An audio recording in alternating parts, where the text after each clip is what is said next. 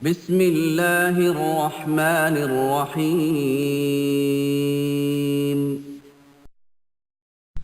بسم اللہ الرحمن الرحیم۔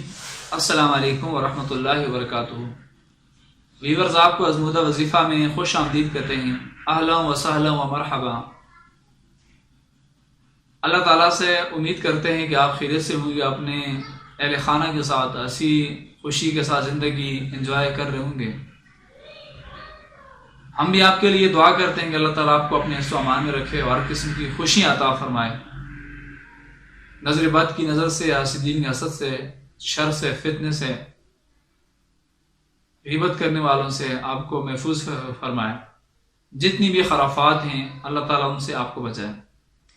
ویورز، آج آپ کو بتائیں گے کہ شادی کرنے کا اسلامی طریقہ کیا ہے اور شادی کا وظیفہ کیا ہے۔ وظیفہ بھی ساتھ بتائیں گے اور شادی کرنے کا آپ کو اسلامی جو طریقہ ہے وہ بھی بتائیں گے۔ عزت کی بات یاد رکھیں، شادی کا جو اسلامی طریقہ ہے وہ یاد رکھیں۔ شادی میں صرف اور صرف وہ اسلامی جو طریقہ ہے وہ حق مہر ہے اور ایجاب و قبول ہے اور 2 گواہ ہیں اور 3 سنتیں شادی میں خطبہ پڑھنا اور چھوارے تقسیم کرنا اور ولیمہ کرنا۔ ولیمہ بھی اپنی حیثیت توفیق کے مطابق کرنا، یہ سنت ہے۔ اور شادی میں جو فرض ہیں وہ ایجاب و قبول ہے اور 2 گواہوں کو ہونا ضروری ہے، اور حق مہر جو وہ واجب ہے۔ یعنی 3 چیزیں ہو گئی، حق مہر جو واجب ہے، 2 چیزیں جو فرض ہیں ایجاب و قبول اور 2 گواہ ہو گئے، اور 3 چیزیں سنت ہیں جو نبی کریم علیہ السلام سے ثابت ہیں۔ ان میں سے خطبہ پڑھنا اور خطبے کے بعد چھوارے تقسیم کرنا اور ولیمہ کرنا۔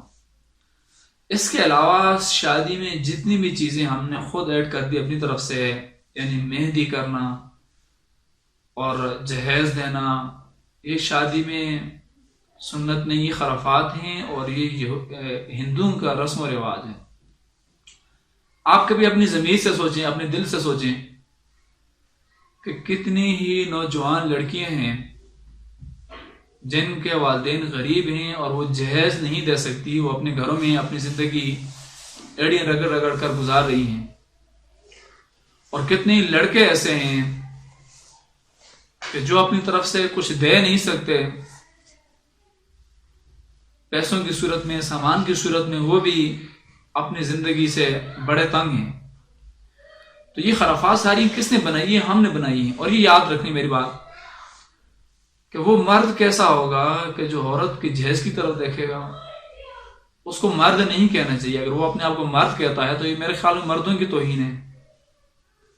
مرد وہ ہوتا ہے کہ عورت کو کما کر دیتا ہے، بجائے اس کے کہ جو عورت کے مال کے اوپر نظر رکھے، عورت کے جہیز کے اوپر نظر رکھیں اور عورت کی طرف دیکھے کہ اس کو والدین نے کتنا سامان دیا، پھر خوش ہو۔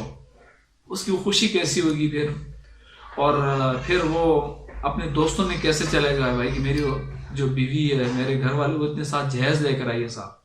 تو یقیناً اس کو ماتم کرنا چاہیے اپنی اس سوچ کے اوپر، اور اس کے جو گھر والے ہیں اگر اس کو سپورٹ کرتے ہیں اس کے اوپر بھی، کہ مرد کی یہ سوچ نہیں ہونا چاہیے۔ مرد جو ہوتا ہے ہمیشہ وہ تو دینے والا ہوتا ہے، وہ لینے والا نہیں ہوتا مرد۔ ہمارے گاؤں کی آپ مثال لیجئے، ہمارے گاؤں میں اس دور میں سے یعنی سن 2020 کے اندر بھی شادی اگر آپ کرنا چاہتے ہیں تو آپ کو ٹوٹل خرچہ 20 سے 15,000 آئے گا، وہ بھی زیادہ ہے میرے خیال سے۔ 10,000 میں شادی ہو جا سکے۔ وہ کیسے؟ تو وہ عورت کو صرف 4 جوڑے کپڑے دیتے ہیں، ایک پیٹی بکسا لیتے ہیں اس کے اندر سامان وغیرہ رکھ کر، باقی اس کی چوڑیاں جو اب اس کی جولی مطلب ہے کہ اس کا جو سامان وغیرہ ہوتی ہیں وہ لے کے دیتے ہیں۔ یعنی کہ جیولرز کا، سونے کا اور اس طرح بڑے بڑے ولیمے کرنے کا وہاں پر تصور ہی نہیں ہے۔ اور وہاں پر اس طرح ہوتا ہے کہ جب بچی پیدا ہوتی ہے تو پہلے سے لوگ کہہ دیتے ہیں بھائی کہ جو آپ کی بچی پیدا ہوئی ہے یہ بزرگ کہہ دیتے ہیں ہمارے پوتے کو یا ہمارے فلاں نواسے کو آپ نے دینی ہے، لوگ پہلے سے ہاں کر دیتے ہیں۔ یعنی بچیوں کی اتنی وہاں پر قلت ہے، اور جو یعنی کہ آپ یہ تصور کر لیجئے کہ جس بندے کی عمر ہوتی ہے 17 سال یا 18 سال، یعنی 18 20 25 سال ہوتی ہے، اس کی شادی ہو چکی ہوتی ہے، 2 بچے بھی اس کے ہو جاتے ہیں، اور جب وہ بندہ خود جوان ہوتا ہے تو اس کی اولاد بھی جوان ہی رہتی ہے، اور اس